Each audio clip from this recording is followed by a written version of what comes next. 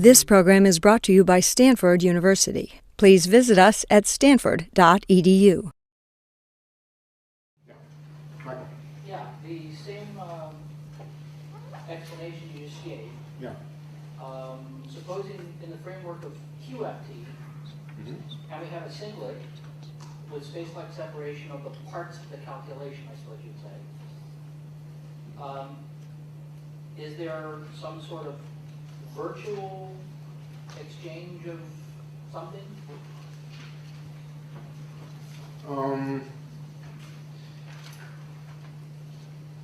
When what happens? Under what circumstance? Well, let's say under the circumstance that something is measured on one side. I wouldn't say so. I would say nothing happens at the other side. Nothing detectable happens at the other side until a message can get there. The degree of entanglement remains. Whatever you do at the other end, you may change things at the other end, one way or another, but that electron which is over there will stay entangled with the system over here. It'll stay entangled even though the system may change. It'll still stay entangled. Maybe we can work out an example. Maybe at some point I'll work out exactly the example. Supposing you rotated the spin on the right hand by putting it in a magnetic field, how does the state vector change for the two-particle system, and is there some sense in which the measure of entanglement remains the same? And the answer is yes, there is. We haven't talked about measures of entanglement, quantitative, how much entanglement is between systems. But as long as those systems don't start talking to each other again, there's a measure of entanglement which never changes between them, even though the particular form of it can change.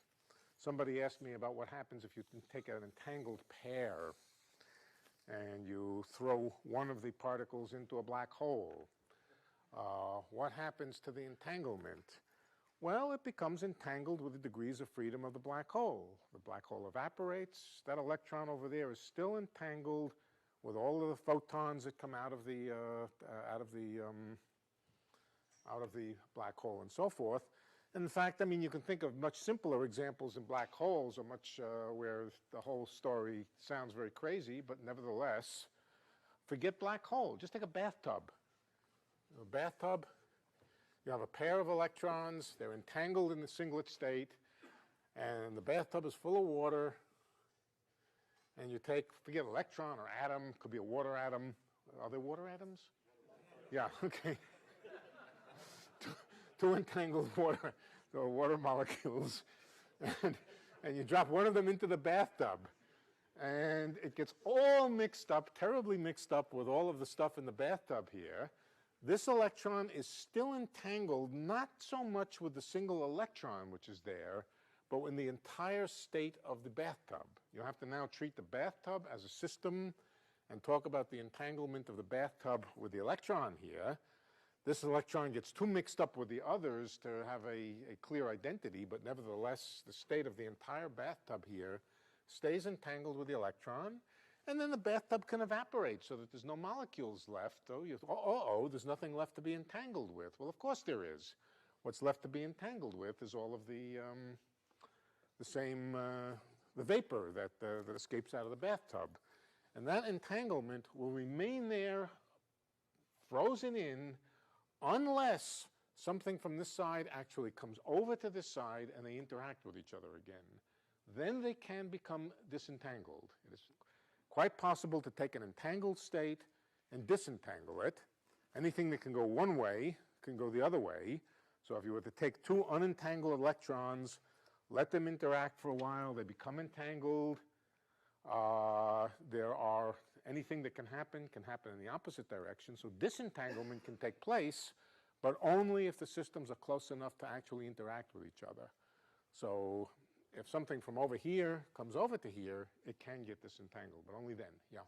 In the experiments we've been talking about, where let's say you have entangled electrons and you're going to measure on the z-axis for up and one down.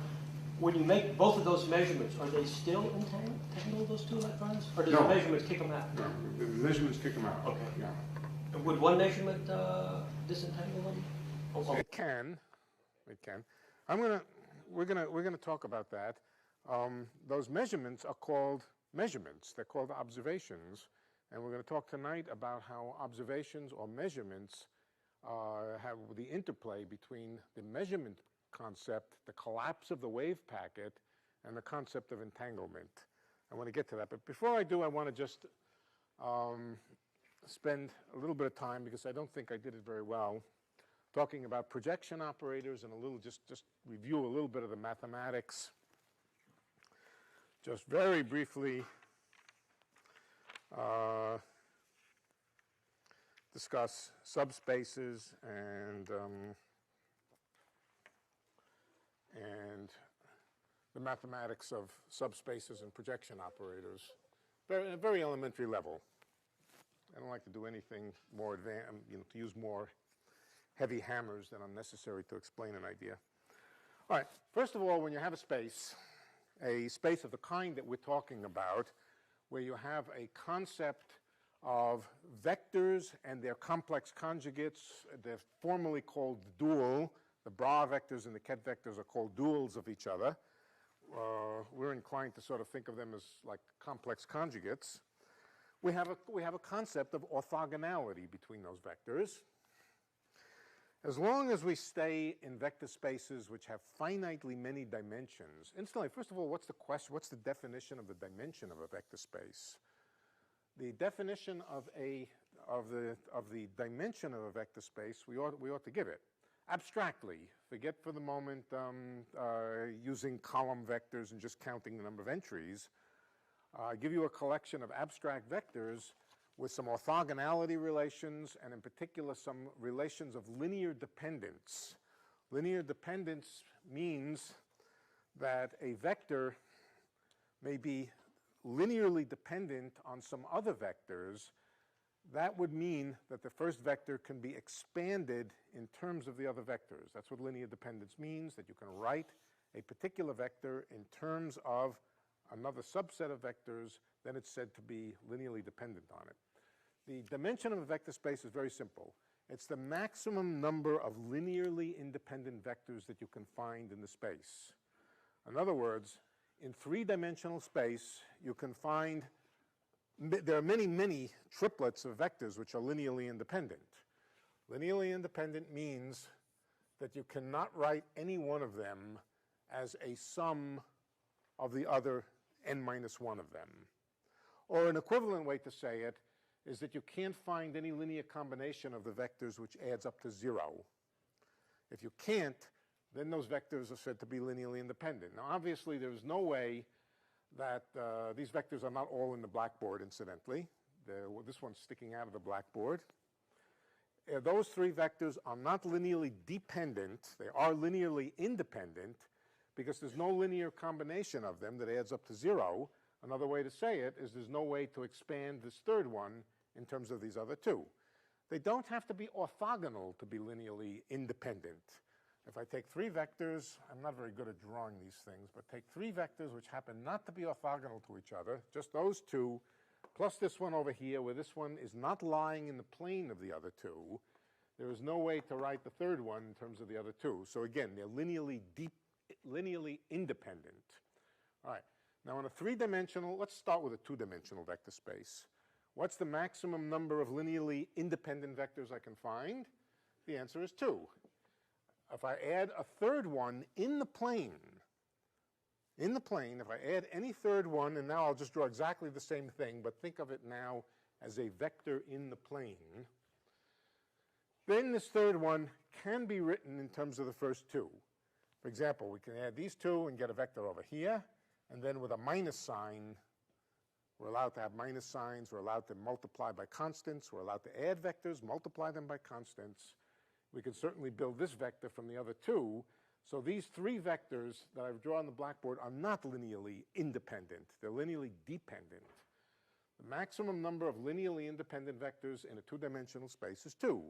The maximum number in a three-dimensional space is 3, and so forth.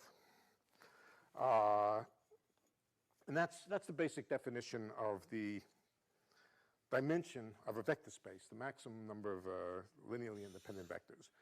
Now, it's a theorem which we're not going to prove, but it's straightforward to prove.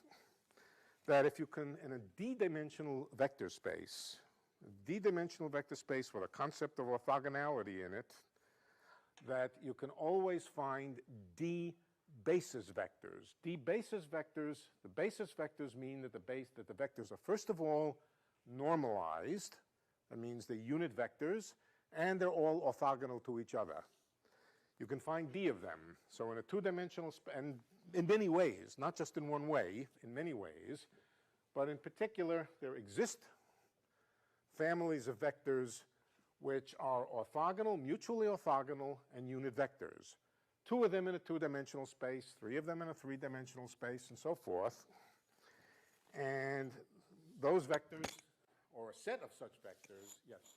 If you have a free-point particle, does it have the same number of... If we have a three what kind of point? A free-point particle. Three particles. A free particle that is a point particle. Does it have the same number of degrees of freedom as the number of space dimensions? You're talking about particles moving in space now. Yeah, a single particle. Well, that's a definition. The number of degrees of freedom is, yeah, you would say it has the number of degrees of freedom as, but that's not got anything to do with the dimensionality of the space of states. Right. Nothing whatever. I mean, just for spatial dimensions.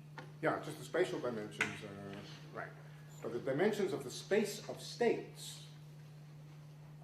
can be very, very much larger than the dimension. Take a particle moving in a room. There are 3 dimensions for it to move in, but there's a huge, huge number of possible states of the particle, orthogonal states. So they're not connected in any simple way. Okay, now, I think I lost this. All right, so you can always find a mutually orthogonal set of unit vectors. They're called basis vectors. They're not unique, but once you find the basis, you have a basis. And so let's imagine then that we have a set of basis vectors. We'll call them n, where n is a numerical integer that can run from 1 to the dimension of the space. We have d such vectors, and they're orthogonal to each other, mutually orthogonal. So that means that m and n gives 0 unless m is equal to n, in which case it gives 1.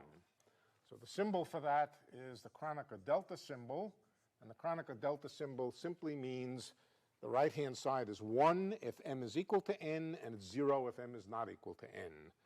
All right, so that's basically the definition of a basis set, or a set of basis vectors for a space of the kind we're talking about. Now, here's an interesting theorem, which is hardly a theorem, it's more or less obvious, that if you have a basis set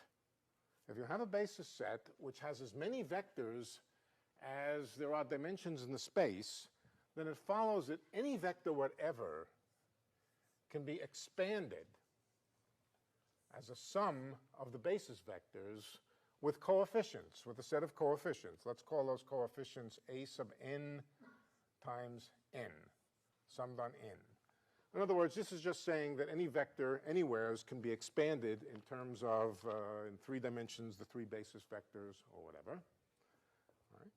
And now we can relate the expansion coefficients here to the inner products of these psi's with the basis vectors. Let's do that. Just take the inner product of this equation with any vector on the left, with any one of the basis vectors on the left. And so we find that m psi is equal to sum on n, a sub n, m n. Now this is a sum on n, but there's only one term, because only when n is equal to m do we get an answer, do we get something non-zero. When n is not equal to m, they're orthogonal. When n is equal to m, then you get the answer number one, just 1. And so you get only one term in here, and that term is just equal to am. All right, it's summed on n, but we sort of we've selected out m to project onto psi, and the whole answer then is just am. All right, so that's a nice simple fact that the expansion coefficients here for a given vector are nothing but the inner products of the psi vector with the basis vectors. That tells us what the A's are. If we take the, now I can rewrite the equation. Let's rewrite this equation. We now know what the A's are. Let's write it in the following form. Psi is equal to sum on n. And now instead of writing A, I'm going to write this inner product. The inner product is just n psi, that's an, times n. I've taken the liberty of writing the coefficient on the right side of the vector instead of the left side of the vector. That doesn't, you are allowed to write 3 times psi as equal to psi times 3. That doesn't, no objection to that. So this is a number. This is the inner product. This is the nth basis vector. It's the same formula, except that I've used for the coefficient here, A, the inner product. Now I have an interesting equation. I'm going to read this the following way. I'm going to read this. I'm going to separate it in the following way. I'm going to invent a new symbol. The new symbol is the sum of n times n. What on earth does that mean? We've never defined putting vectors back to back like that. But now I'll tell you exactly what such an object is. When you put vectors back to back like that, any two vectors, it doesn't have to be basis vectors. Take any two vectors. Let's call it A and B. Put them back to back. What you get is a linear operator. You get an operator, and the way that it operates is when it multiplies a vector, you just take the inner product of B with psi and multiply it by A. All right, so this is an object which when you apply it to a vector with the rule that you just take the inner product of B with psi, what you get back is another vector. It's a linear operator. It's called a dyad, a pair of vectors back to back like that. All dyads like that are linear operators. And we can now read off from this equation what this operator is. It's an operator which does nothing. When, let's move this over a little bit. Let's put psi over, well, let's think of this as an operator which hits psi. I have an extra redundant vertical sign here, but that's all right. All right. What does it do? When this construction hits psi, it just gives psi back. So this tells you immediately what the meaning of this object is. It's just a unit operator. How do you read it? When this object over here hits any vector at all, it gives back the same vector. Okay? And that's called, what it's called is the resolution of the identity. But anytime you see this symbol, sum over the vectors of n's back to back like that, it is just the unit operator. But in that case, n can't be just any vector, right? N is summed over. N is a sum over a basis. It has to be a basis. Yes, it has to be a basis. It has to be a set of orthogonal. We use that here when we calculated that the coefficients were equal to psi times m. We used the orthogonality and the unit character of each one of these vectors. So yes, we did use that. These must be a basis. Right. Excuse me. Can you call that the eigen? This is just the resolution of the identity. That's the word for it. Yeah, I understand. But if I look at it, it looks to me like it's with an eigenvalue 1. Yes. And the eigen. Yes. The unit operator, every vector is an eigenvector of the unit operator with eigenvalue 1. The unit operator is a special operator that has all its, every vector is an eigenvector of it, and every vector has eigenvalue plus 1. So it's, and it just says that 1 on any vector gives you back the same vector. I is the identity. It's called the identity. Good. All right, but now we might be interested in a subspace. Let's define some subspaces, some interesting subspaces. Subspaces correspond to certain observable questions that you could ask or that you might answer.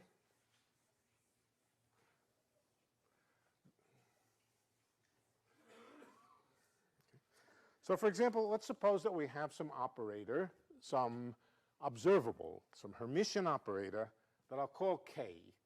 It's something that we can measure. It has an eigenvalue spectrum. It's Hermitian. It has all the properties that we identify with an observable quantity. And let's suppose that we have an eigenvector A of it with eigenvalue lambda. That just says that if you measure K, when the system is in the state A, you will get the answer lambda for certain. Let's suppose there's another eigenvector with exactly the same eigenvalue, not a different eigenvalue, the same one. Different vector, in fact, linearly independent of A, so it's not pointing in the same direction as A, it's not a multiple of A, with exactly the same eigenvalue.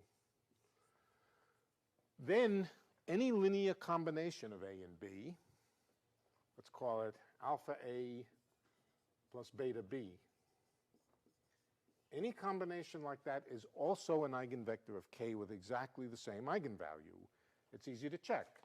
You just apply K to this, but each term just gets multiplied by lambda, so the lambda comes on the outside.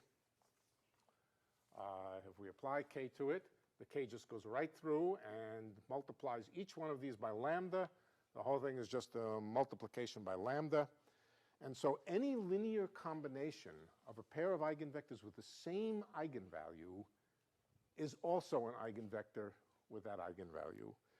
In other words, what we're beginning to discover is that there's a subspace. A subspace, what does a subspace mean? A subspace means a set of vectors which are closed under addition and which have the property that they themselves are a vector space, but might be lower dimensional. Okay. The horizontal plane here is a subspace. It is also a vector space. It consists of all the vectors in the plane here. And basically, it's all the vectors that can be built out of the two vectors in the plane. Same thing here.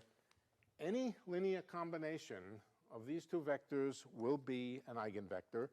And so you can talk now about the eigenspace, the subspace, the vector subspace of the original space, which corresponds to a particular eigenvalue. Okay, everybody got that? Two states which happen to share the same property of having a particular value for some particular variable. Yeah. For example, here might be an example. You have up, down, the two-particle system, up, down, and up, up. Both of these have the same eigenvalue for sigma 3. They have different eigenvalues for, no, I have wrote the same thing, up, up. They both have sigma 3 equals up. Sigma 3 equals plus 1. They have different values of tau 3, but the same value of sigma 3. All right? Any linear combination of these two also has the same value for the upness or downness of the first entry here. Right? So of course, there's other vectors which down, up, and down, down, which have different values for sigma 3, but these two span a subspace, and it's a subspace in which sigma 3 is up. Okay, good. So that's the idea of a subspace. You could have a collection of vectors. It doesn't have to be two-dimensional. There could be 25 vectors, all with the same eigenvalue, and then 15 others with different eigenvalues. But if you pick out all the vectors that correspond to a given eigenvalue of a Hermitian operator, they form a subspace. They form a linear subspace that if you add vectors, subtract vectors, multiply them by constants, they are still in the same subspace. All right, so what that tells us is that properties such as k equals lambda, that's whatever k happens to be, the property that k equals lambda is not necessarily identified with a single vector, but is identified with a whole subspace. Question? Okay. Now, once you've identified a subspace like this, you can go a little bit further and find a basis within that subspace. So here's some subspace down here. It might have actually, yeah, here's some subspace down here. It's the subspace of the floor. Once we find that subspace, we can find basis vectors in it. Basis vectors that don't span the whole space, but just span the subspace. All right? Good. So just think of the subspace as a space by itself, and we have a set of basis vectors. And I'm just going to call them A's and B's. For this particular example over here, let's call the basis vectors A's and B's themselves. Assume that we found A, B, C, however many we need. It'll be, in general, it'll be less than D. D is the dimension of the whole space, but a set of basis vectors for the subspace, only for the subspace.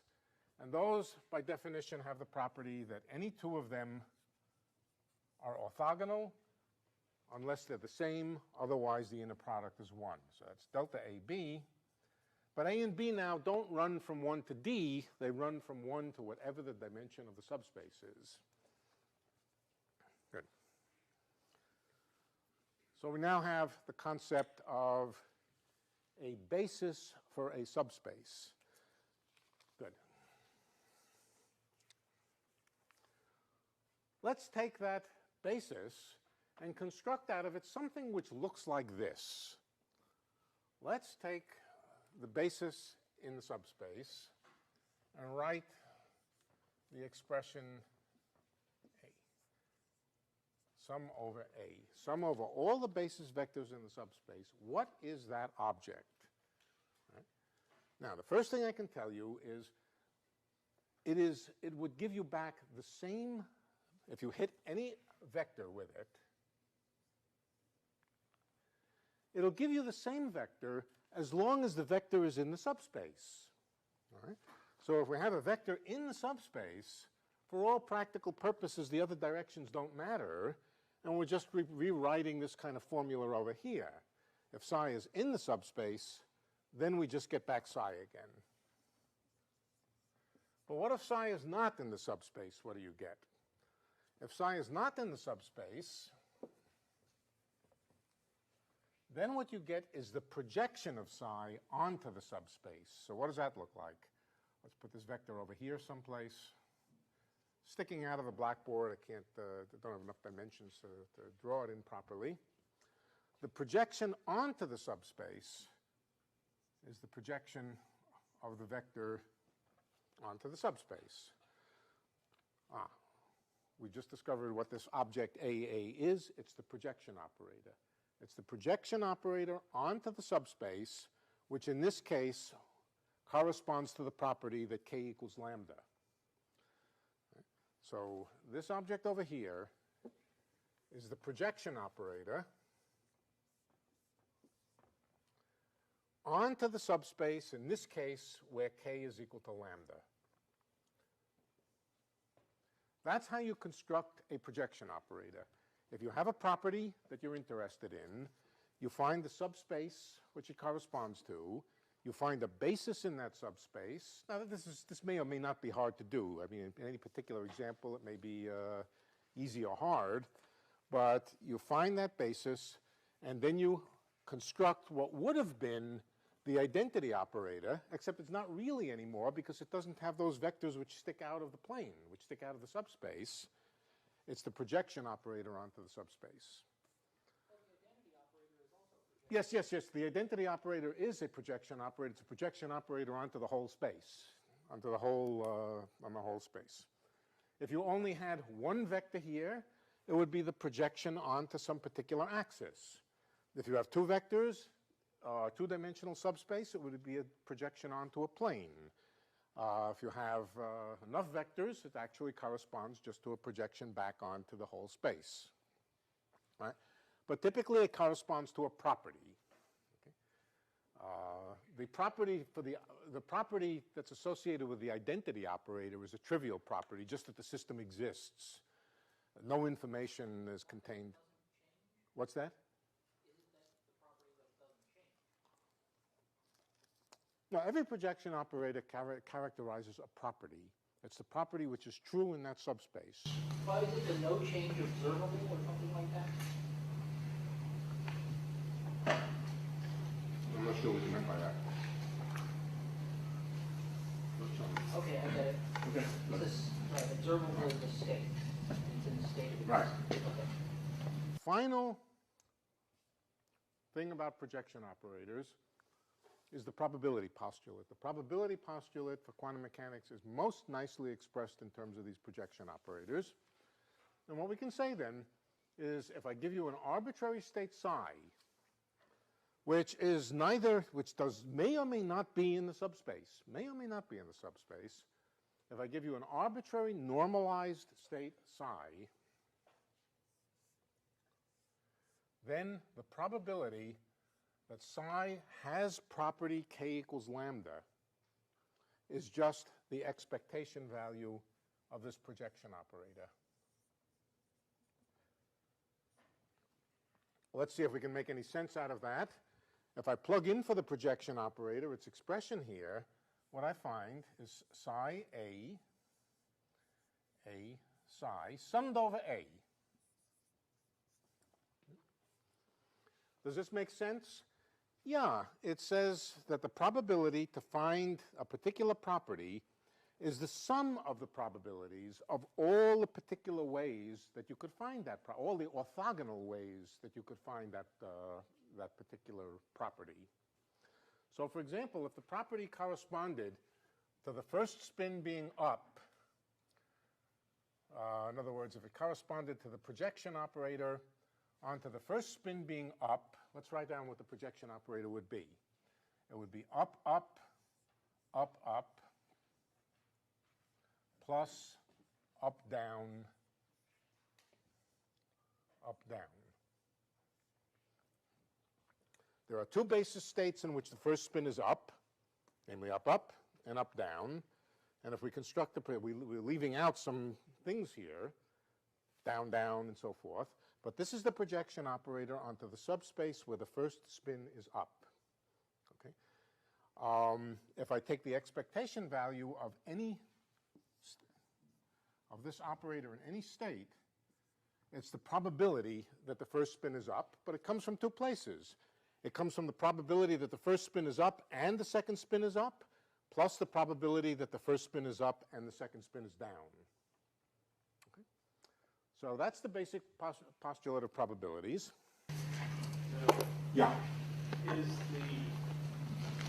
the way we interpret these points in the space to be probabilities, and the basis vectors of the space to be the observables, or are they the internal state? No, the observables are the operators which have a collection of eigenvalues. Right? The property of having a particular value is the property that when you measure k, you will definitely get lambda. So the property is characterized by an operator and an eigenvalue. Okay? A projection operator is a tool for calculating the probability that the property is really there. In other words, in this case, it would be the probability that k equals lambda. The projection operator is just a tool, and it's the thing whose expectation value gives that probability. Yeah. A math question. On the left where you have A and B as vectors that have the same eigenvalue. Yeah. I didn't understand if those are they always form an orthogonal basis, or you can derive an orthogonal. Yes, you can find an orthogonal basis. Yes. Do so. Once you've done so, you now can just think of the other directions in the space as being incidental. You now have a space with a set of vectors within it that form a basis. Over there where you have them as being orthogonal, then you're saying those are A and B are basis vectors in that third equation. Basis vectors for the subspace. For the subspace. Only for the subspace. Only for the subspace. Would it be correct to label those two bottom axes as A and B? Yeah, this could be A equals 1. Well, yeah, I have a funny mixed notation here. This could be A and B, yeah. And then the psi would be the one that's sticking up. Psi could be any vector. And the projection is okay, gotcha. Right? And then in this case, there's a third vector which does not lie in the subspace. You could add it in as a basis vector for the whole space, but it's not part of the subspace. Okay? All right? And then when you project psi onto A, and then project psi onto B and add the answer, you get the projection onto the subspace itself. So can I interchange A and B there? Yeah, and this When you say K equal to lambda, it shouldn't be uniquely A, right? It could be also B vectors. Where? Yeah, Yeah, in In the which equation? In the first equation. This one here. Yeah. Yeah. This is just, okay. In this equation here, I'm really talking about a particular vector. Right. In this equation, I'm talking about a sum over vector, so I really should use a different notation. This is a summation variable here, and we can call it sum over A prime or something like that.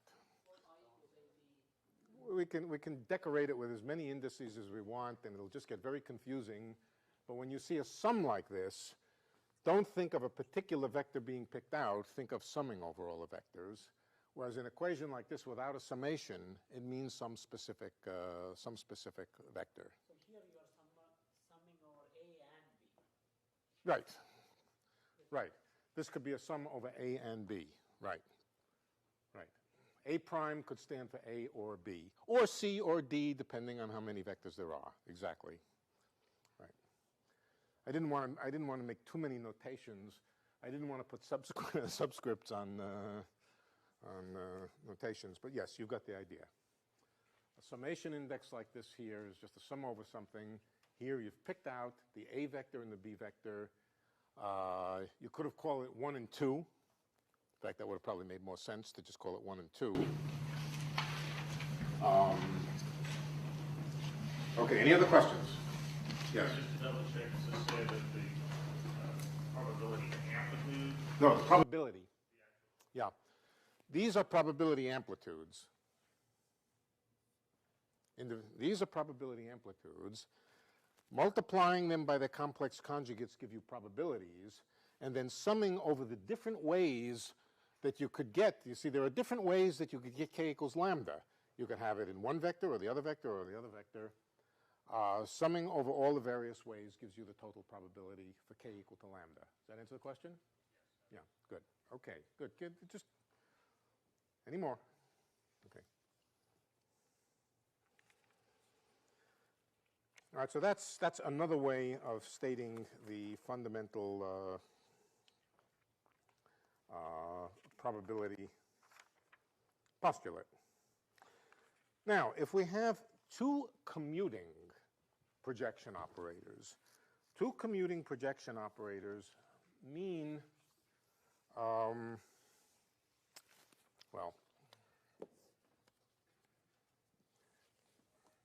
means exactly what I said. Two commuting projection operators, and I'll give you some examples in a moment. Let's call it P k equals lambda, and another projection operator for another property, let's say L equals mu. These are two distinct projection operators for two distinct properties. If they have the property that they commute, then there's some simple definitions that you can make of what you mean by and or.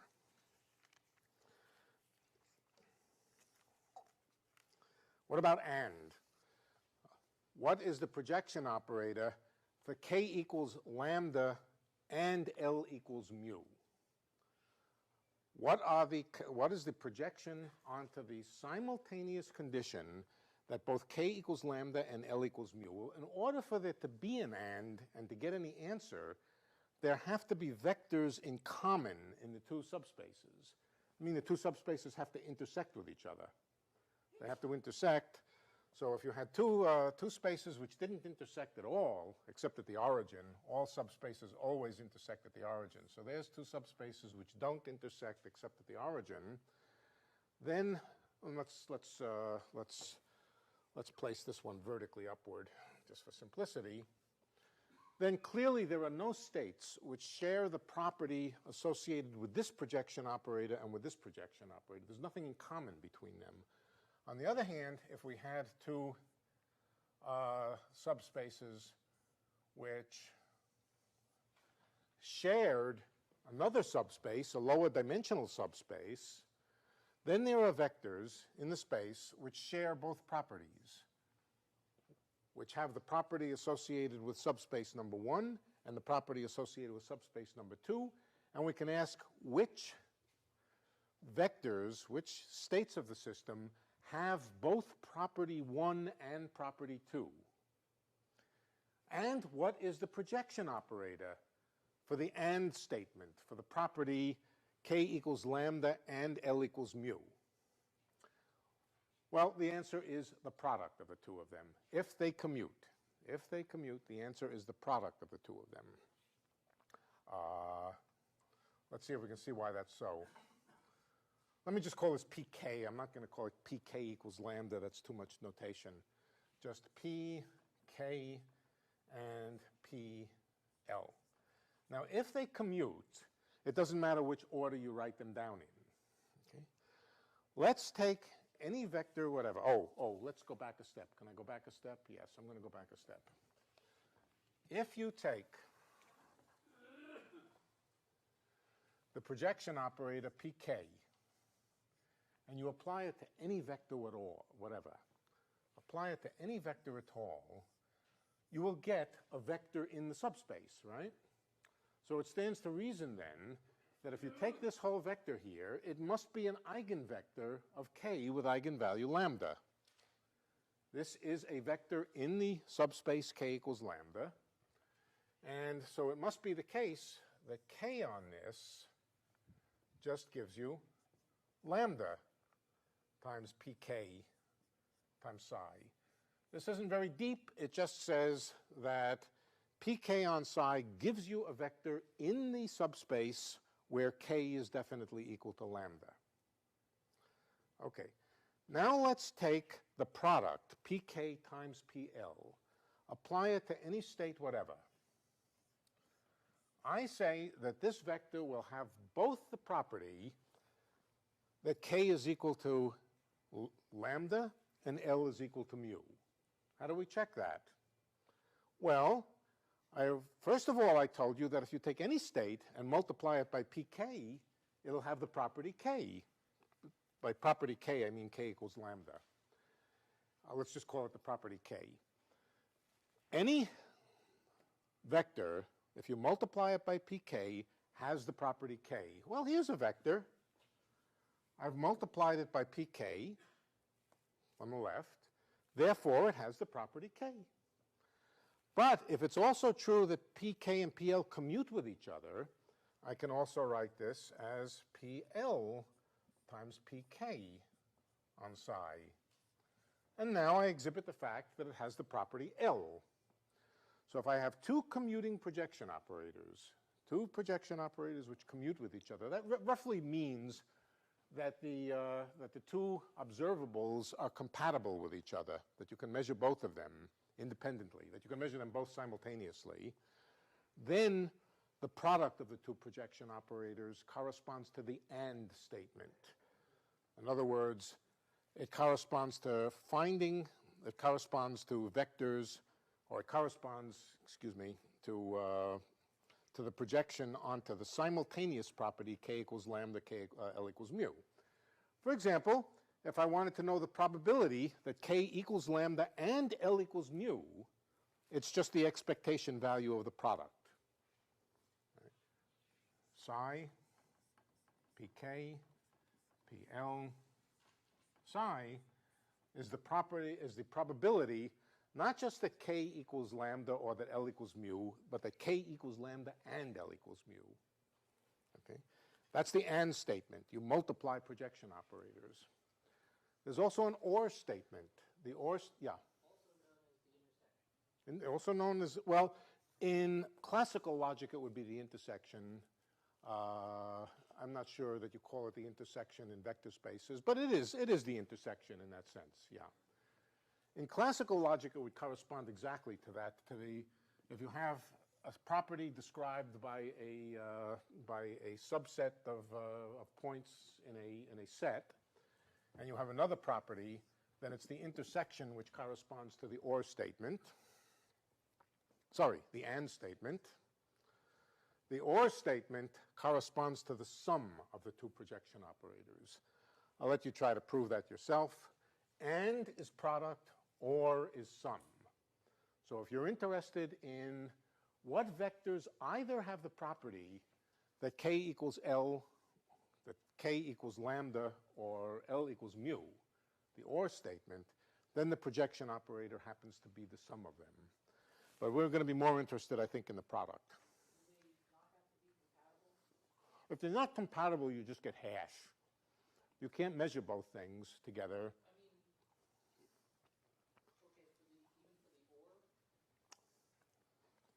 I think it's clearest if they're compatible. If they're not compatible, you can still define it, but it's not a very good definition. What's that? Okay. The spin of one, if you have a two-electron system, any component of one spin is compatible with any other component of the other spin. Okay. We could check that. How about spin and charge? Spin and charge, this could be another one, yeah. All right, but let's check, let's take the case of two spins. You have a bunch of, let's see,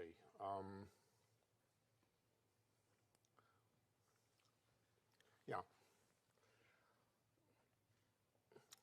Yeah, because the spin operators act completely independently on the two sets of degrees of freedom, they always commute with each other. If you first multiply this vector by some sigma and then multiply it by a tau, you get exactly the same answer as if you first multiplied it by tau and then sigma. So usually, very often, compatible operators are simply operators for two separate subsystems. When you build subsystems by putting systems together, any quantity associated with one subsystem is automatically compatible with the quantities for another subsystem. That's an example. By subsystems, you really sort of mean degrees or types of freedom, dynamical degrees of freedom. Yes. I'm thinking of momentum and spin, for instance, and those were... Well, momentum and spin happen to be compatible. Yeah. Yeah, but they could belong to the same electron. But if you had two distinct electrons, then anything associated with one electron is automatically compatible with the other electron. On the other hand, there can be things associated with a single electron that are compatible. For example, if an electron is moving in three-dimensional space, the components of position, x, y, and z, are also compatible with each other. We haven't spoken about that because we haven't done that kind of quantum mechanics. We're doing bit quantum mechanics and not particle quantum mechanics. But the simplest situation for compatibility is when two things belong to two different, let's call them qubits. In the case of qubits, in the case of simple spins, the criteria would be that they belong to different spins. They're associated with different spins. Then they're compatible. You make it sound like everything's compatible. No. Something good, something which is not compatible would be the x component of one spin and the y component of the same spin. Okay. You can't measure the x component of a spin and the y component of the spin at the same time. So they're not compatible. Okay. You only got one direction that you can put the magnetic field in to measure the spin of a particular electron. You can't put the magnetic field simultaneously in two directions and try to measure two different components of the same spin. On the other hand, if you have two electrons, and the simplest situation is just take them apart, put one magnetic field over here in one direction, another magnetic field over here in another direction, and you can measure two different components of two different spins. So they become compatible, but two components of the same spin are not compatible. So excuse me, it just is the same way as saying the different sigma matrices, they don't commute, right? Yes. It's just a statement that sigma matrices don't commute. Is that what you said? Yes. Yes. So when you see these two sigma matrices not commuting, Yep. that proves that That's all you need. the That's all you need. Absolutely. The position and momentum don't commute. Position and momentum don't commute. That's another example. Right. Position, although the position, yes, position and momentum don't commute. Right. Exactly. All right, so we have the concept of and then let me just remind you, I just wanted to go through this again to make the logic clear what we did last time. I sort of implicitly pretty much assumed everything that I've done tonight when I described it, and it may have left you less than comfortable with the procedures. Let me just remind, we're not going to go through the calculation again. Just going to remind you what we did. This was the Bell inequality. Well, first of all, we proved a completely classical theorem. The completely classical theorem had nothing to do with quantum mechanics, and it's not even true in quantum mechanics. It says if we have some properties A, B, and C, then the number of objects which have A but not A and not B, plus the number of objects, and this number of objects could also stand for probabilities. Number of objects with B but not C is greater than or equal to the number of objects with A and not C. Now we can apply this to, if electrons were strictly classical objects, we could apply it just to electrons and take A, B, and C to be the following quantities. A could stand for electron, the Z component of the electron, the third component of the electron up.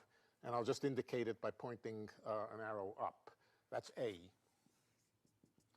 B could be that the electron is pointing along 45-degree axis in the 1-3 plane, to be simple. And C could be that the electron is lying along the horizontal axis, that if you measure along the horizontal axis, you definitely get up. Not A, B, and C, or in particular not B and not C, would correspond to the electron pointing in the opposite direction. So if B corresponds to electron pointing in this direction, then not B corresponds to it pointing in the opposite direction. Can I ask a question about saying up and down? Yeah. Up and down are orthogonal, right. But up is not minus down. No, it's not. Two different things. Okay, That's what right. is that minus and that just plus and minus just something that happens in the calculations? Yes, absolutely. And doesn't have a physical. Well, sometimes influence. The vector A plus B might be quite different than the vector A minus B. And I gave you an example. Up, down, minus, down, up is quite different than A, up, plus, you know, the sign can make a difference, but the overall sign never does. Okay. If Bell's theorem gets violated for any quantum properties of anything, or only for certain ones, and in which cases? I don't honestly know the complete answer to that question. It's certainly not violated for any state. For example, I can find states of the two-particle electron system for the Bell inequality will be satisfied, for sure. So the answer is that there are certainly states for which the Bell inequality is satisfied. You have to search a little bit to try to find situations where it's violated, but it's not very hard. If you just just take a random guess, I don't know, 60-40, 60% of the times you'll satisfy the inequality, 40% you won't. I just made that up. I have no idea really, but most likely, I would guess that it's more likely if you've randomly selected a state that the inequality would be satisfied. And that it's a sort of a smaller percentage of the space of states that doesn't satisfy the inequality, but I never checked that. That's something. You can set B up to be at an angle theta to A. Yes, you could. You could, and then you could check it. You could check it as a function. Yeah. Yeah. Yeah. And you could also have C be an angle. And I would guess if the angles are too close together that you don't violate the inequality. But we can check that. That's an interesting thing to check. At what angles is the inequality satisfied? At what angles is it violated? If they're 90 degrees apart, some integer multiple of 90 degrees, then you don't have any problem. Could be. Yeah. I haven't checked it, but. You're talking about photons, I think. Talking about photons or electrons? Okay, so that's a little bit different, but yeah. Yeah, there's certainly situations where the inequality is not violated. But let me just remind you what we did. All right, then what we did was take a 2-electron system, and we imagine doing many checks. The 2 electrons are in the singlet state, and we do many checks on this, and every single time we find out that if we measure the spin of one of them along any axis, the spin of the other one is along the opposite axis. That would suggest that the property not B for electron 1 is the same as the property B for electron 2. In other words, it would suggest that the property not B, which says that electron 1 is down, is equivalent to the property B for electron number 2. Okay. So we could rewrite this inequality then as, if we work in terms of pairs of electrons, we have these pairs of electrons which have been created. They've been created in a way that the spins are always anti-aligned, and we can substitute for the property A and B. We can, first of all, A can still be associated with electron 1. A and not B would then become the number of pairs where the first electron is up, but the second electron is at 45 degrees. The second electron being at 45 degrees would imply that the first electron was in not B, if it made sense to talk about A and not B for electron number 1. So that's this one over here. Let me I'm sorry. Not B should be minus 45? The other pair? Not B means the electron is pointing this way. But if electron 1 is pointing this way, electron 2 is pointing along B. So not B for electron 1 is B for electron 2. All right? Good. All right. Not something for electron 1. Since they're opposite, any not statement for one becomes the positive statement for the other. Good. All right, so we can now rewrite this inequality as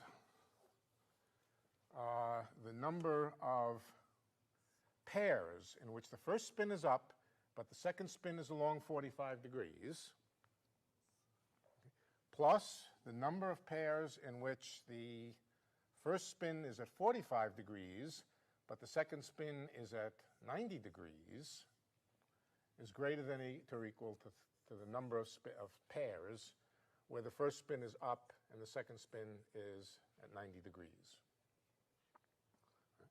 All we have to do to check the inequality for any given state is to construct the projection operators for these properties. Now, this is a 2-electron system now. We've replaced the 1-electron system by a 2-electron system. If we were doing classical physics with classical logic, the opposition of the two spins would tell us that not B is the same as B for the second spin. So that's the logic here. Now, okay, so what are the projection operators? We take any state, whatever, and we can ask, what's the probability for this property? What's the probability for this property? What's the probability for this property? So let me go back now. We want to construct the projection operator for this property.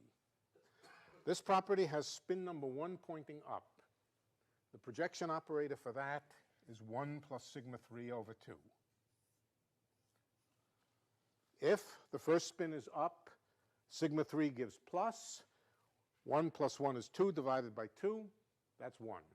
Okay, so yes, that's if this first spin is down, then sigma 3 is minus 1. 1 plus minus 1 is 0, and we get 0. So this is the projection operator onto the first spin up.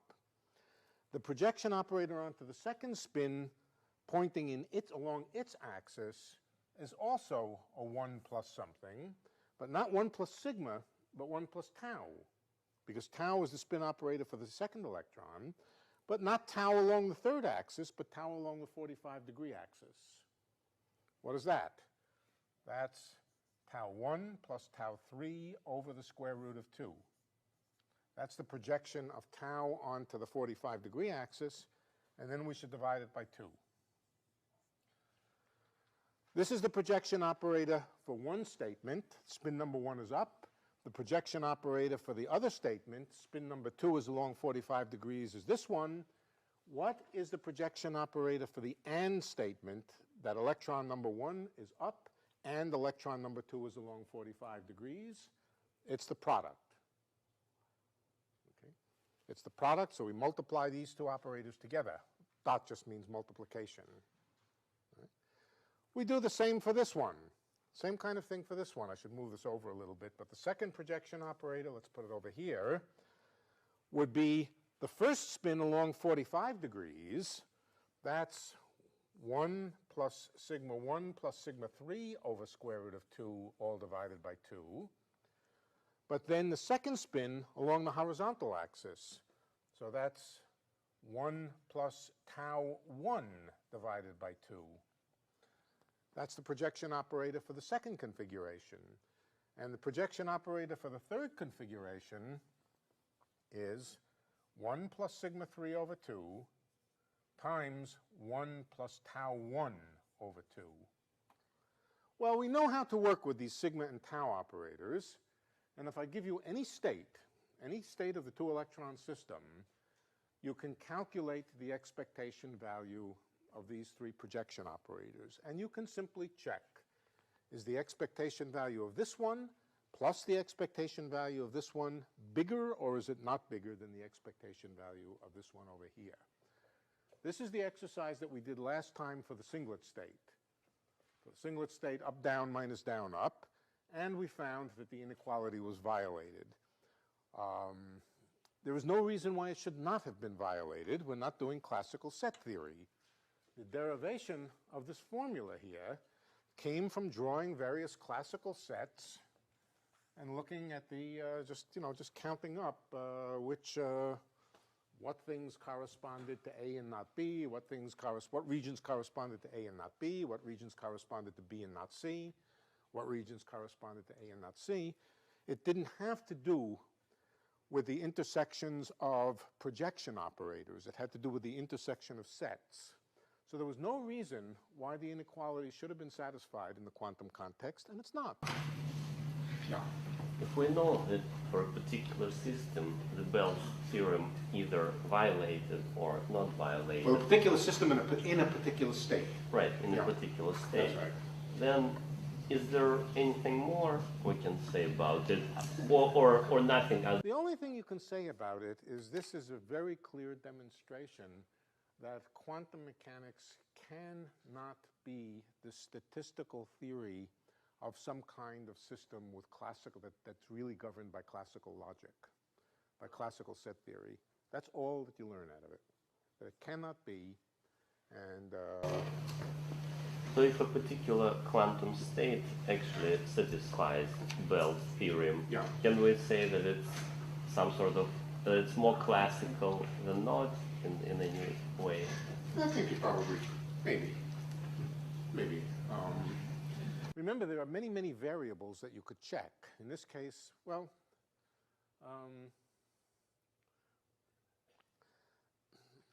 Bell's inequality you may be able to check very, very many different inequalities for the same system. So by choosing properties, by choosing a particular set of three properties, you might find for a certain system in a certain state that the inequality is not violated, but then choose some other properties for the same system, you might find it is. And I suspect that would generally be true. I think that would probably always be true, that you could probably always find properties A, B, and C that the inequality would be violated. There's a leader kind of. Okay. I'm having difficulty trying to figure out what kind of an experiment this describes. How many magnets and populations of electrons and... Good. Okay. So that's the right question to ask at this point now. We have a beam of particles, but the particles come out in pairs. They come out in correlated pairs. Here's how we might start. We might start with a pair of electrons. the pair of electrons are near each other. Because they're near each other, they interact with each other. And the lowest energy state happens to be the singlet state. And so after a while, they either do or don't emit a photon, but they get into this singlet state. Then the electrons are taken apart. And that's not too hard to do. I mean, you can send them through some sort of system which separates them. It could be an electron and a positron. You put them in a field. The field sends the electron one way, sends the positron the other way. And so you have a well-separated pair. But not just one of them, many such pairs. For each pair that you've made, there they are, you measure,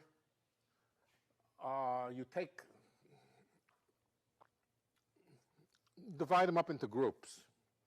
Divide them up into groups so that we can do 3 separate experiments, okay? So we have 100 billion pairs. We take a third of them, and on the third of them, we're going to measure the number of A and not B. How much is a third of 100 billion? 100 billion divided by 3. We take 100 billion divided by 3 of the pairs, and in the first set, we measure the up component of the electron, the vertical component of the electron, and the 45-degree component of the positron. Okay? And we count up altogether how many pairs are there in which the first electron was up along the 3-axis, and the second electron was up along the 45-degree axis. I count them, and that gives us a probability. That gives us the probability, forget n's, we can just use probabilities here. That gives us the probability that the first electron is up and the second electron is along 45 degrees. Then we take the second group and do exactly the same thing, except in the second group, we don't measure the first electron up and the second electron at 45 degrees. We make the second electron at 45 degrees, sorry, the first electron at 45 degrees and the second electron at 90 degrees. We count up the probability for that.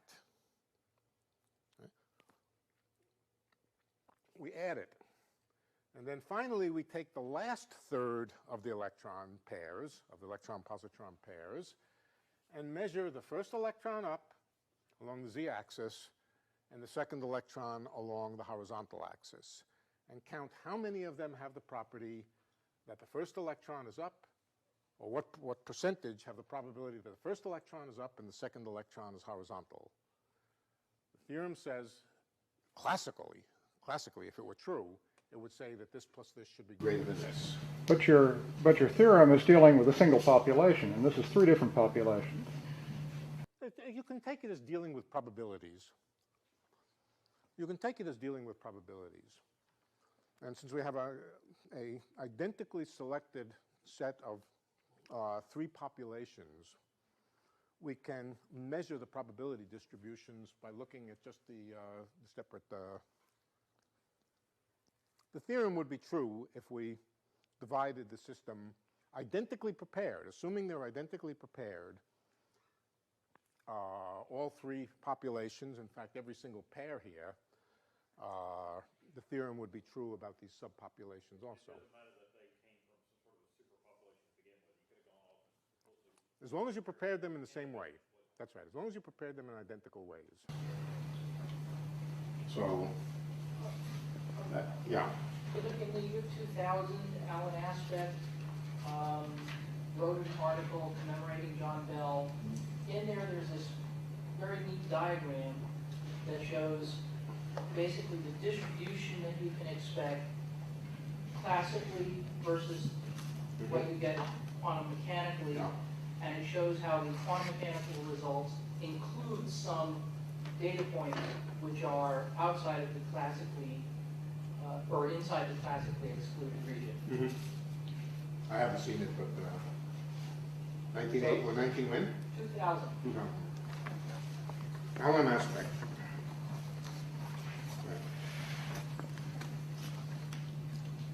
I don't understand why you can't use this to signal.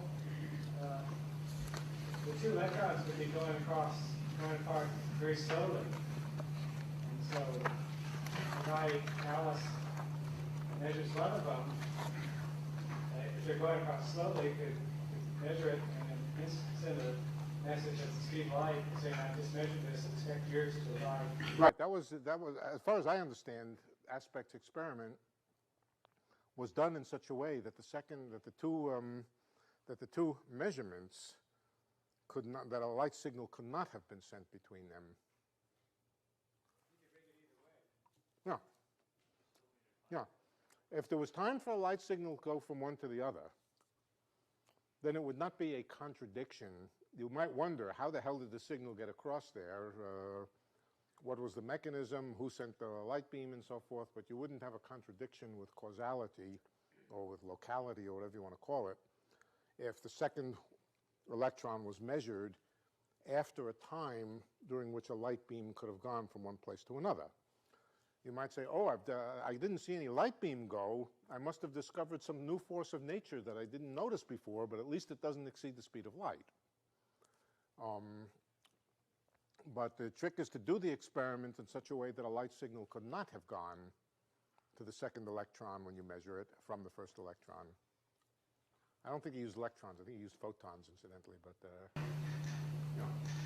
I think the way Aspect had put it was that in order for the classical explanation to match the quantum mechanical prediction, the signal would have had to travel faster than speed of light. Right, right. That's the other way to say it. Right. And that's right. That's exactly right. So part of this whole queerness of this entanglement is connected with signals not going faster than the speed of light. When people say that in order to have hidden variable theories, and that means classical logic systems which can somehow mock up the effects of quantum mechanics, when they say they have to be non-local, what they mean is that signals have to be able to go faster than the speed of light to send messages between the two electrons. I want to get to another thing, and we're not going to get to it, but yes, we are going to get to it, yeah. I'm not giving you any freedom to run loose in the hallways. There's nothing sacred about There's nothing here that...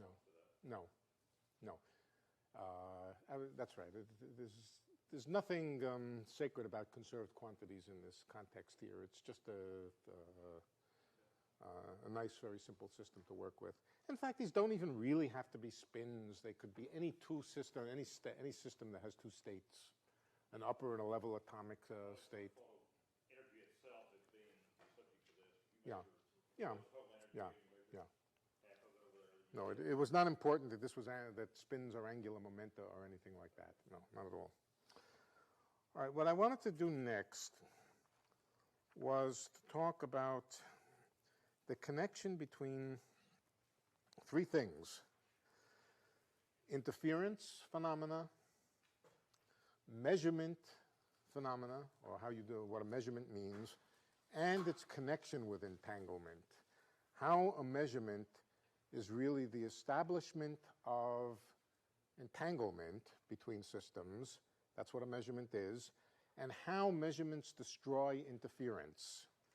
And it's called the collapse of the wave packet. So I thought we would get to that next. And let's see how far we can go.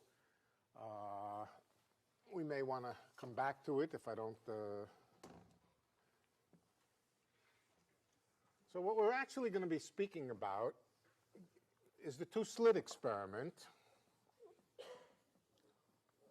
But I'm going to simplify the two-slit experiment so that we can think about it as just having a finite number of states, a little simpler than the two-slit experiment. It is the two-slit experiment. But we'll just imagine that a photon or an electron, or whatever it happens to be, no spin, forget spin. Now these are real particles. They really move from one place to another. But let's suppose that the particle could be in any one of several vertical locations. Just to make life simple, some set of, we'll call this 0, 1, 2, 3, -1, -2, -3. So the electrons, I'll call it an electron, but forget its spin. It starts out at 0, and this is the position of the electron along the vertical axis. The electron is actually going to move to the right, It might also move up or down, but I'm just simplifying by giving it only a finite number of places where it can live, just so that we can use the tools that we've been talking about of finite dimensional spaces. So the number of possibilities where the electron can be is finite, in this case 7 of them. All right, the electron moves over to the right. There are also 7 places where it can be found over here. Actually, from this side over here, I'm going to select out and assume that the electron started at this point here. So the electron actually starts at 0. Right? Now, it goes over to here, and when it gets over to here, it's in one of these 7 places. Depending on which place it's in, well, not depending on which place it's in, it continues to go. And it continues to go over to a 3rd place, which also has the same set of 1, 2, 3, 4, 5, 6, 7. The same set of possibilities. Right? We're really talking about the evolution of a system from one instant of time to another instant of time. But here's the game we're going to play. It is the 2-slit experiment. I'm going to assume that if the electron arrives at this point, that it just gets sent back. All right? So we're going to ignore the possibility that electrons which go backward. If it goes to this point over here, it also goes back. It only goes through if it hits this point or that point. So from the point of view of a 2-slit experiment, I've opened this slit and I've opened that slit, and I've sent an electron to here or to here, 1 electron at a time. We're sending 1 electron at a time. It either goes through the upper slit or the lower slit. And if it goes through the upper slit, it can go through either slit and arrive at any one of these places over here, and so forth. All right. I'm interested, I'm going to give you some, we're going to make up some rules that are consistent with quantum mechanics. A simple example. I'm interested in the end in the probability that the electron arrives here, here, here, here, or here, or here. What's the probability under various circumstances? Now, here's the assumption. The evolution of systems, the quantum mechanical evolution of a system is linear. That means that if a system starts in the state A and evolves to a state A prime, in this case it could be that it starts at any one of these places here and gets to any one of these places here, and if the state B would evolve to B prime, then if we start the system in the state A plus B, it will evolve into A prime plus B prime. This is the assumption of linearity. In fact, we can do this with arbitrary coefficients, alpha, beta. That's the statement that states of systems evolve in a linear way. That linear superpositions evolve into linear superpositions. Now, this is an experimental fact.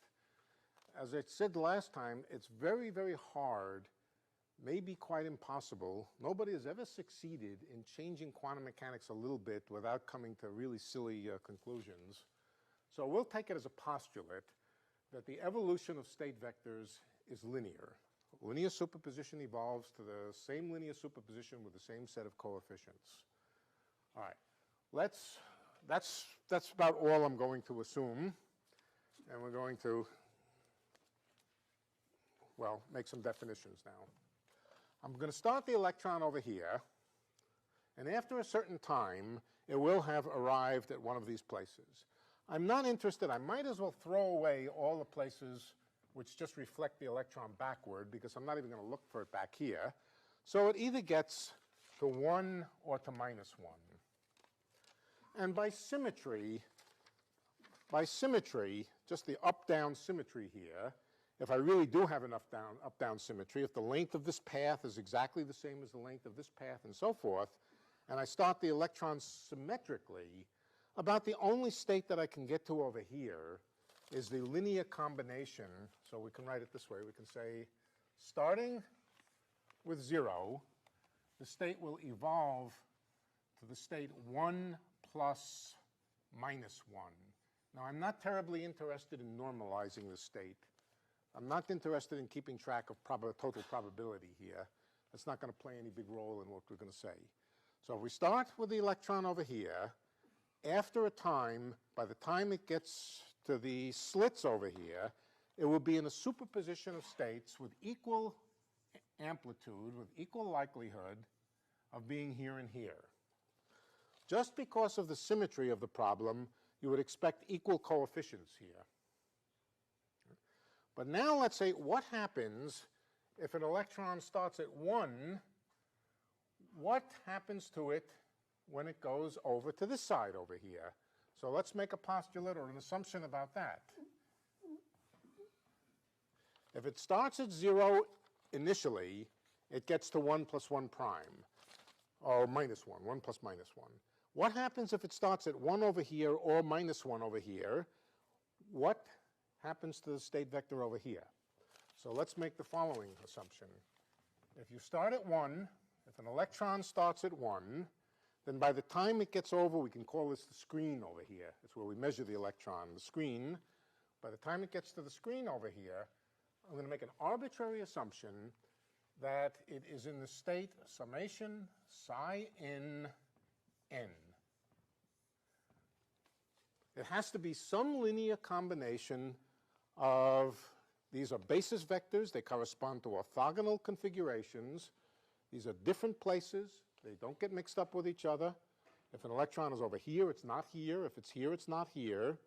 So we have these basis vectors n, and this is about the only thing I can write down. Sorry, not 1 is equal, but 1 goes to. That 1 becomes, after a further interval of time, it becomes some linear combination. But it's not the same state either. I mean, you got it's not the same state. You got an n there and you got a 1, but you really mean two different. Your notation is not distinguishing between the second and third panel. Between where and where? So you've got a 1 for your. This one corresponds to starting over here. Like you would put primes or something like that on your mathematics on your statement over there. Over here. Yes, I could, but I didn't want to decorate it with too many symbols. So just this goes to just once I put an arrow there, I don't have to be so. I'm not writing anything as equal to anything else. I'm just saying the state 1 over here will evolve into some state psi n times n. What happens if it starts at minus 1? Well, if it starts at minus 1, it'll go to some other combination. I'm not even going to tell you what combination it is other than to say it's some other phi n times n minus 1. These are arbitrary linear combinations over here. They could be determined by experiment. They might be determined by mathematics. But I've written down the most general possibility that if you start at 1 over here, you will get to some linear combination characterized by a set of coefficients. If you start at minus 1, you will get to some other linear combination. I won't even tell you what they are. What happens if you start in the initial state 1 plus minus, the linear combination of both of these? Then the linearity postulate tells you that at the end, the final state will be the sum over n of the sum of these two, which is phi n plus psi n times n. In other words, by the time you get over here, the coefficients will be the sum of the coefficients that you would get by going through the upper root and going through the lower root. All right? If you go through the upper root, in fact, even if you closed off the lower root, then the experiment would only involve 1 going to psi n here, if you closed off the lower root. If you closed off the upper root, the experiment would only involve going from minus 1, would involve this combination over here. If you open them both and allow the electron to go either way, then the rule is the linearity of quantum mechanics tells you that you should add the state vectors. If you start with a linear sum of two vectors, you should add the two in the final state. So you get to here. Question? Yeah. Is Are those normalized on the right side, psi and It doesn't, because if they're it not, could be. if one of them is way bigger than the other, it doesn't make any sense. You've got to do something, it seems to me. Why doesn't it make any sense? Well, I mean, psi n could be in the billions, and phi n could be very small if they're not normalized. It could be. For example, if you put some obstruction here which only let very few electrons through, we could make the phi's be much smaller than the I'm just psi's. suggesting that you haven't said what the units are. I mean, one could be in meters and the What? Wait. Psi's and phi's are dimensionless objects. They're squares of probabilities. I know, but they have a scale. They have a scale factor associated with them that you normally take out. Yeah, we can normalize them. I see. I didn't bother normalizing them over here. At the moment, I didn't want to worry about keeping track of total probability. All right, that's something we'll do next time. That's called unitarity, and I don't want to worry about it right now. Whether it's normalized or not normalized is not so important. The important thing is that that you get the sum of the coefficients going through the upper root and the lower root, and that's the postulate of linearity, that if you evolve from 1, you get psi. If you evolve from -1, you get phi. If you evolve from the state 1 plus -1, I don't like to say 1, for this state plus this state, then you get the sum of the two. That's the postulate of linearity. What's the probability then, at the end of the day, that you measure the electron at the nth or the mth site? Well, these are the coefficients that add up to give you the state vector. This is an orthonormal basis. It's quite clear that the probability that you land on the mth site over here is just psi m plus phi m complex conjugated times psi m plus phi m. We could either do this through projection operators or just use the simpler statement that the squares of the coefficients, we take the coefficients here, we complex conjugate them and square them, and that gives us the probability that we arrive at the mth site. M could be 1, 2, 3, and 4, and this would give us the various probabilities for arriving at different places. Notice what we get. We get 4 terms when we work this out. We get psi star of m psi of m. Now what is that? That's all we would have if we closed off the second hole. If we only had the first hole open, the answer would just be psi star m psi m. So what this is the probability that had we closed off the second hole, we would have arrived at the nth place. On the other hand, there's also phi star phi.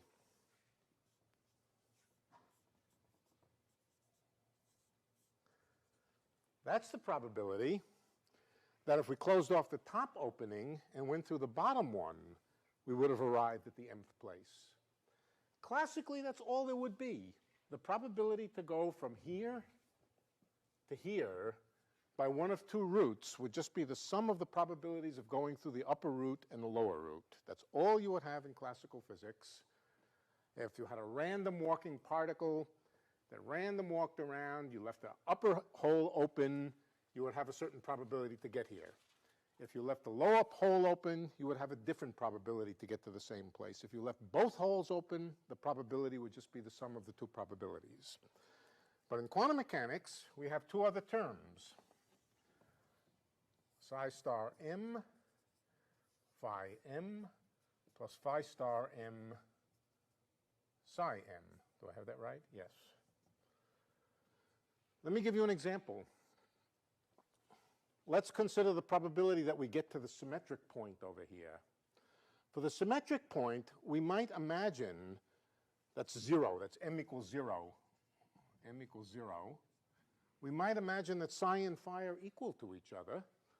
Why? Because one of them corresponds to going through the upper hole, the other one corresponds to going through the lower hole, but by symmetry, we might just assume that the amplitude to go from here to here is the same as the amplitude to go from here to here, and it would be. And in that case, psi and phi would be the same.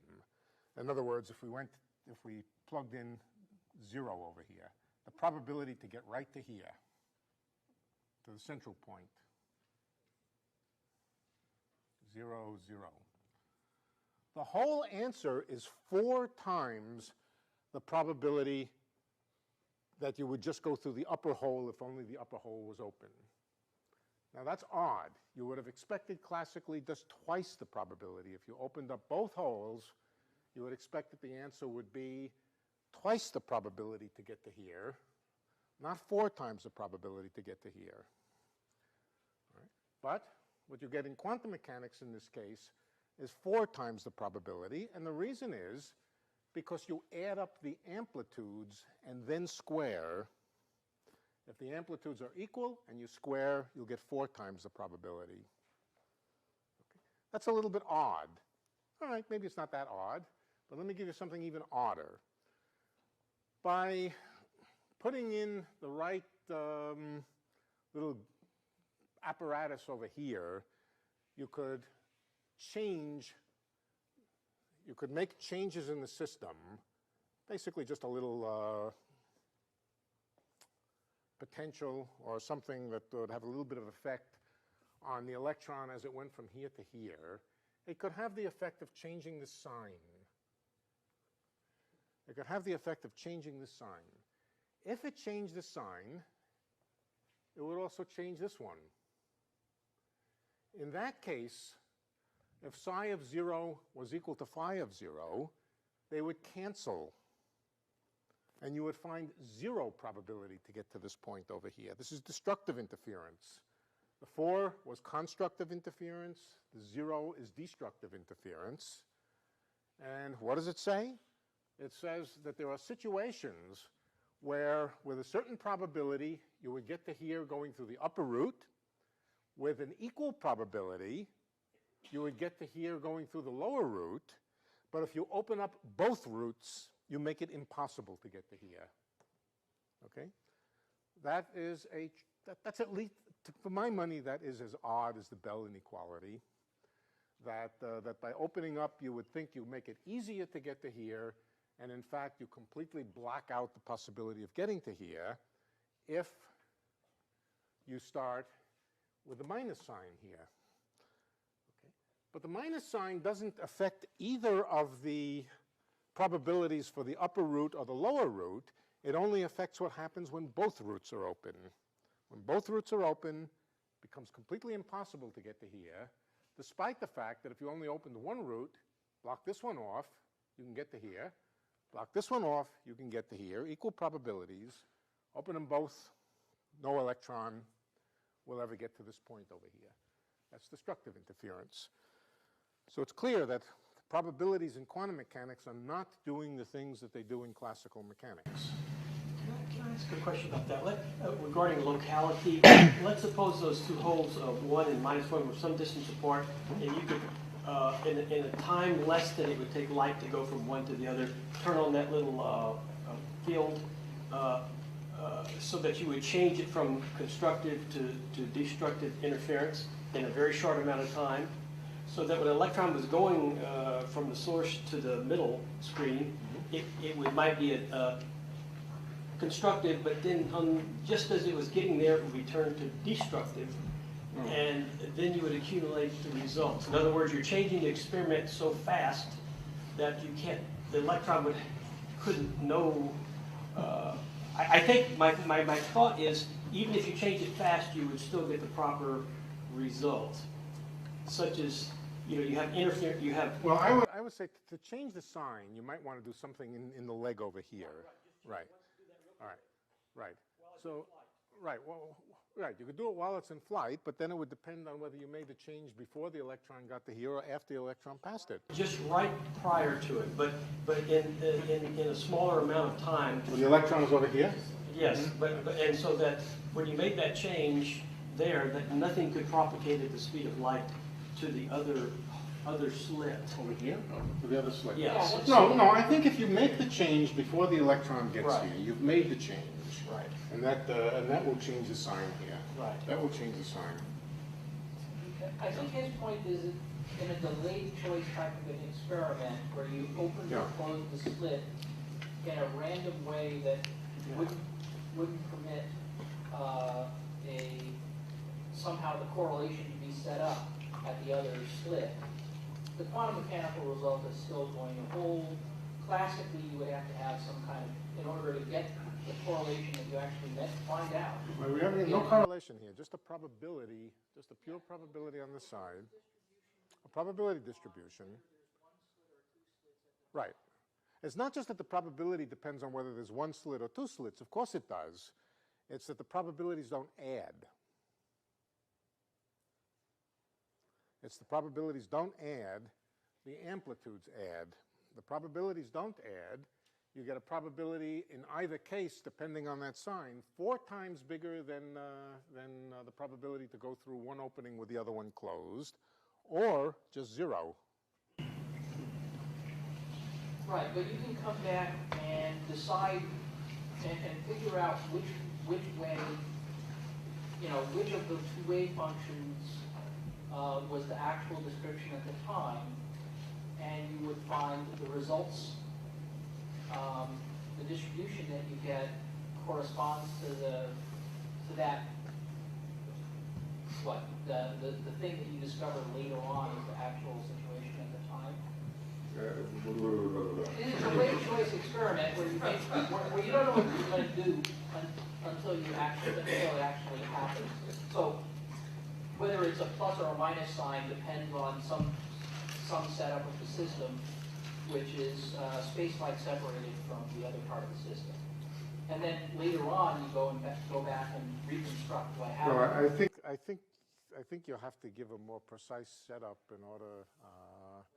I'm trying to study very, reasonably precise setups, and we would have to investigate each one separately.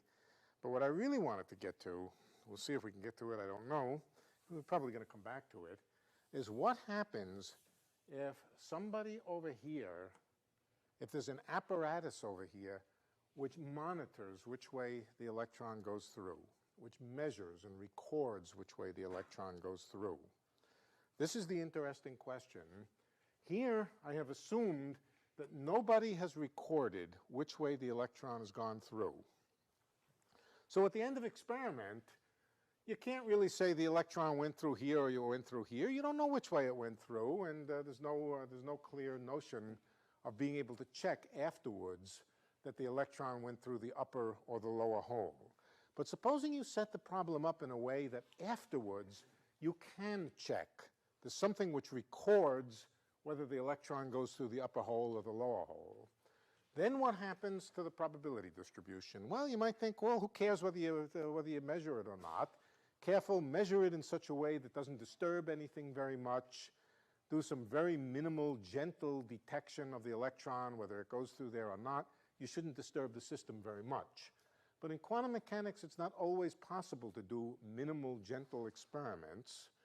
And if you do an experiment which does record which way the electron goes, you will change the answers in a rather dramatic way and basically destroy this interference, basically destroy either the positive interference or the negative interference. And so let me show you how that works. And this is an issue of entanglement. This is entanglement of the electron with the apparatus which measures it. So let's invent an apparatus. It's a very simple apparatus. When the electron goes through the upper hole, well, let's just put an upper hole over here, a lower hole over here. The electron either goes this way or it goes over here.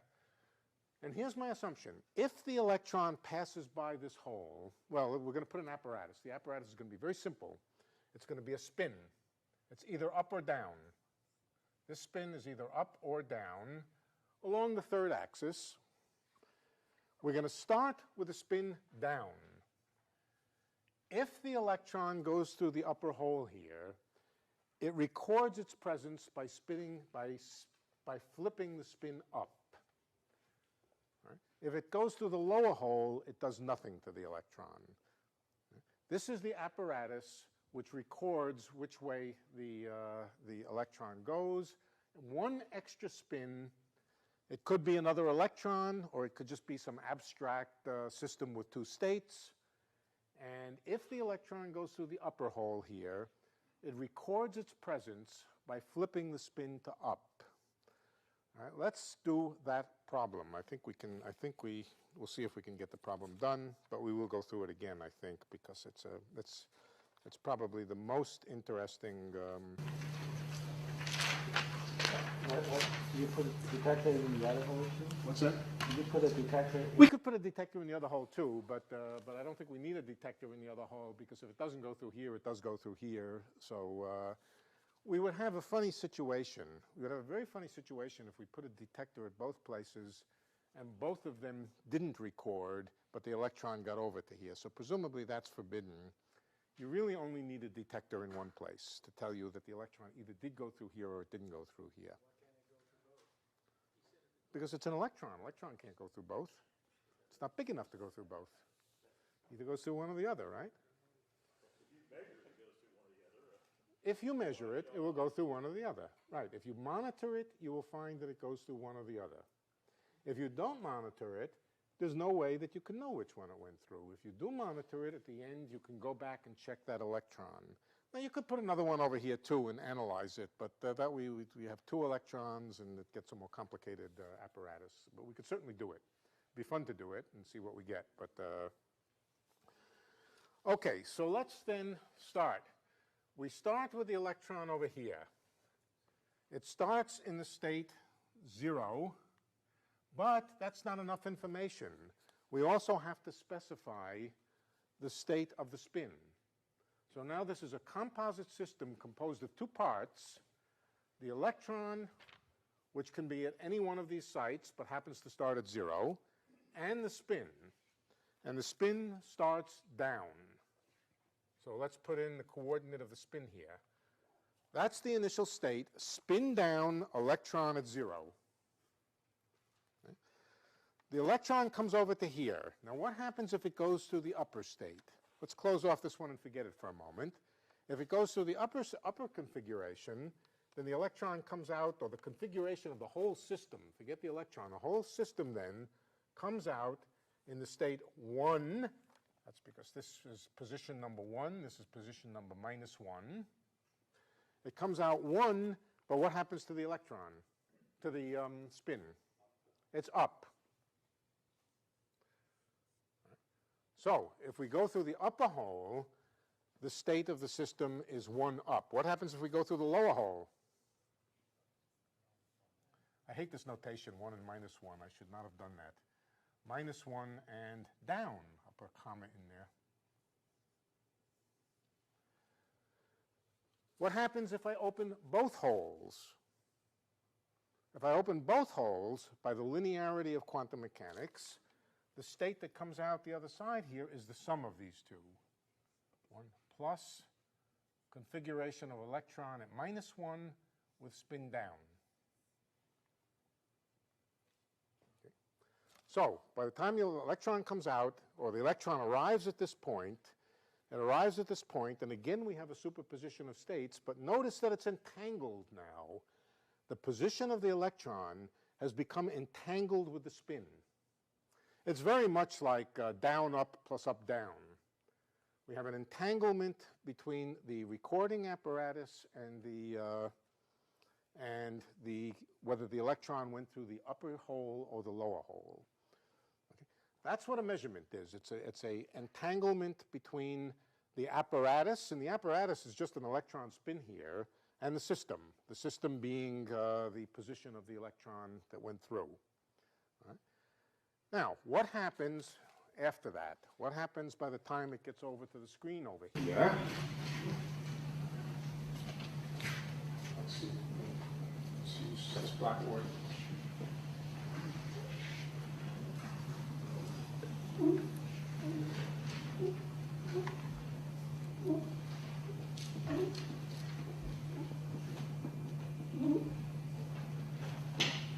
Well, let's assume that nothing happens to the spin. If the spin is up, it's up and it stays up, but the electron proceeds to do exactly what it would have done after it passes through here. All right. let's assume that it just continues on its way, leaving the spin up. But remember, previously, 1 went to summation over n, psi n, n. That's what we found over here.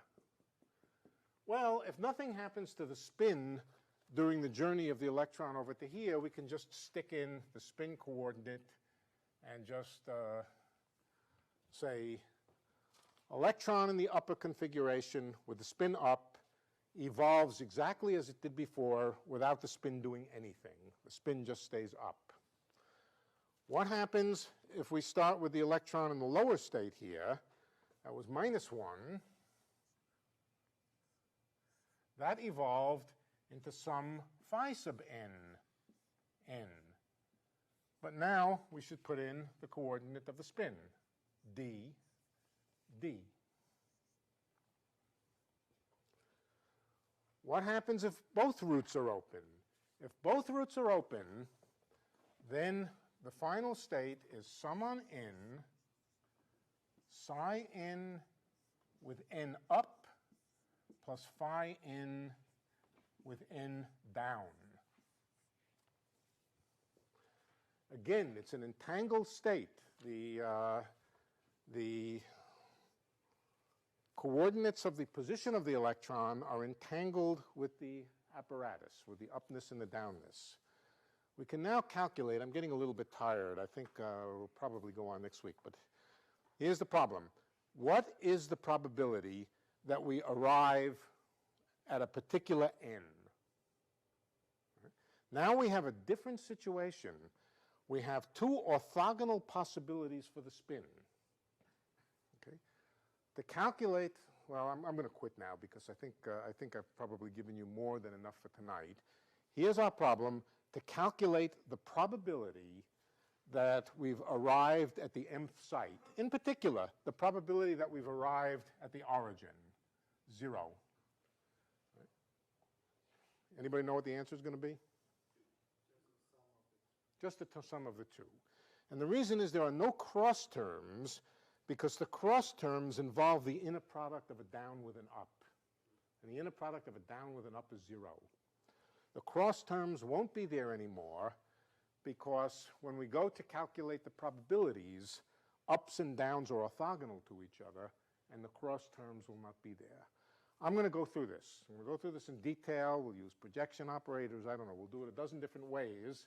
But what you will see is that the presence of the recording device over here destroys the interference. So if you actually did a measurement to determine which way the electron went, then probabilities would add as they do in classical physics. It's only if you don't record which way the electron goes, so that nobody will ever know, so that there's no record left in the system of which way the electron went, that the interference takes place.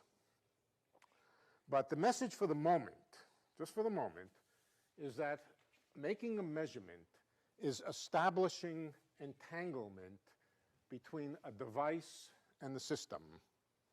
It's establishing entanglement between the device and the system.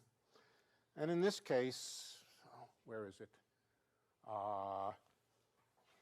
Adding these up, adding the state vectors up, has an entanglement between whether you're at 1 and -1 and whether the electron spin or whether the spin degree of freedom is up or down. So, and the destruction of the interference is what is called the collapse of the wave function. In particular, it's the collapse of the interference part of the wave, of the probabilities, the part which has to do with the cross terms between the psi's and the phi's. They're destroyed by the measurement. In the experiment you did before you flipped the spin to label whether it went through the top or the bottom. Yeah. You had a couple of entangled states there also. What's that? Your 2 states were entangled there also. Before we did what? Before you changed the experiment so that you were... We didn't have any. We didn't. All we had was this. Okay. Yeah. All right. This state was exactly the same as this state. Okay. The state that those evolved from, just 1 plus -1. Right. There were no ups and downs there. Okay. You're not calling those entangled? No. No. To have entanglement, you have to have entanglement with something. No, those aren't entangled. That's just a simple superposition of states. Simple superposition of states. Yeah, there's only one system. There's only one system, and it's the electron, and it's in a superposition of states. In the other case, there are two systems, electron and spin, and the two systems are entangled. You learn something about one of them by looking at the other. So you learn something about which orbit you went through by looking at the spin. And then when you have it interact with that middle screen there by flipping a spin, that introduces another system or subsystem or object into it. Yes, it introduces another subsystem into it, and it introduces a system into which the electron gets with which the electron gets entangled. Okay, it's that establishment of entanglement between system and apparatus which constitutes the measurement. Yeah. Professor, let's imagine the same setup, and I mean it's physical. So the hole at the top has, I mean there are all sorts of atoms around there. So there's always an electron there. So you know, couldn't an electron just, I mean, in the original case where you had interference, and an electron, you know, becomes entangled with the one that passes through. What I'm trying to do is separate the the knowledge verb and the testing verbs from the physical apparatus. Okay. Yeah. I think what you're asking, I think, if I'm not mistaken, you know, supposing these are real things, can't this electron get entangled with an atom in the yes, the answer is it could, and if it does, it destroys the interference pattern. So that's why you cool down your apparatuses. That's why you don't want to have a lot of gas around that the electron can bump into. Photons are not so bad because photons don't interact very strongly with anything. They're much more weakly interacting than electrons. If you really do it with electrons, an electron passing through here, its electric charge might disturb something over here, and that disturbance, if this disturbance was enough, here's the criteria. If the disturbance is sufficient that when you look at the disturbance afterwards, you can tell definitely that the electron went through the upper slit, then you completely destroy the interference pattern. Now you might have a situation like this. You might have a situation where there's some degree of freedom in there, which initially had some probability distribution which looks like this. Some degree of freedom in here, position of some atom or something, and it has some probability, quantum probability distribution that looks like this. The electron goes through here.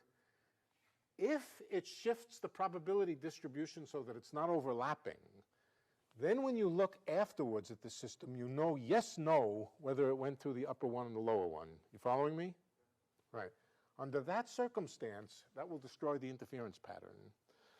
But there's a less severe situation where the electron going through the upper hole here may just shift the probability distribution a little bit. And then you can't tell uniquely whether by looking at the final situation where the electron went through one hole or the other hole, then the interference pattern will not be completely destroyed. But it isn't a matter of degree. It's a matter of degree, yeah. It's a matter of how much of a disturbance and how much that disturbance tells you. Now, if you really freeze things, make them real cold and put everything into its ground state so there's nothing that is easily disturbed, then you can create pretty much the idealized situation where after you've gone through, there's just nothing that's been recorded. In particular, if the system has an energy gap, if it takes some energy to make an excitation in the system, to excite it or to disturb it, and the electron or the photon is very low energy, it may not have enough energy to make the disturbance. In that case, you have the interference pattern. So it can be a question of energetics, whether if there's an energy gap that it takes a certain minimum amount of energy to disturb the system, then a low energy photon or a low energy electron just can't disturb it, and you would have the perfect interference pattern. So you get the interference pattern with single electrons. Well, you can't see an interference. You can never see a probability distribution with just one electron. But what you can do is send one electron through at a time. One electron through at a time. Every 20 years you send an electron through. And after many, many electrons go through, you look at the probability distribution here. And it's the probability distribution that has the interference pattern. One electron just goes blip somewhere. There's not much you can read off that.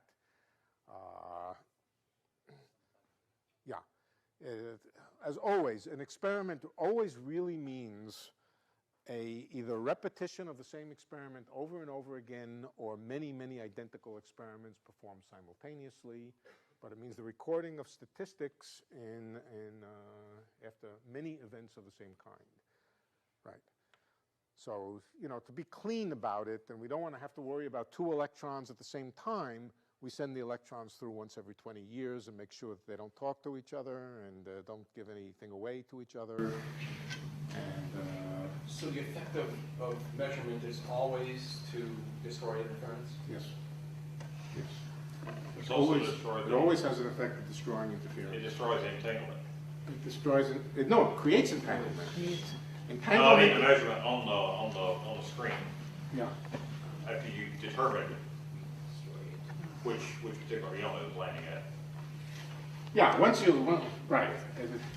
Right. It destroys interference. It creates entanglement. It's the entanglement which corresponds to the measurement itself, the formation of entanglement. But once it becomes entangled with the apparatus, we'll talk more about measurement. Yeah, I don't think of the metal as much as the measurement. I mean, it's just the fact you're letting it interact with the metal set of slits now by magnetic field, which is changing the spin perhaps, but. Yeah, you can do another measurement over here. We could do another measurement over here, and that measurement over here would further collapse the wave function and throw away some of the entanglement. You're right. But this measurement over here is the establishment of entanglement. A second measurement could be establishment of entanglement with yet another system. If we put another electron over here. It's a question of observers, observing observers, observing observers. We could even have an electron or a spin which would monitor the spin over here. It's sort of like you went through the whole discussion of exactly when it's interacting with the metal screen. Yeah. And you're changing perhaps a spin, but you can do it a little bit, you can turn this thing from 0 to 1. So that means you're increasing the amount of entanglement. Yes. And that makes sense. Okay. Yeah. You can turn up the interaction between the electron and the spin. So for example, if you had a very weak interaction, then most of the time that the electron went through, it would not flip the spin. You have coefficients in front of that 1 and yeah. the last one, you got at the very top of it. Yeah. You could certainly, that's right. That's right. We could make up some other game, but the game that I made up is that we did a complete measurement. We did an accurate measurement that told us whether we went through the upper slit or the lower slit. Now we can talk about weaker measurements, measurements where we only get some partial knowledge, where we find out that it was more likely that it went through the upper one than the lower one. Your wave function here on the other side will have states with down and down. That's right. Instead of this one being up, there will be a piece with a down and another piece with an up, right? And the one with the down might be the bigger one, in which case you mostly do have the interference. Yeah. So there are weaker and stronger measurements.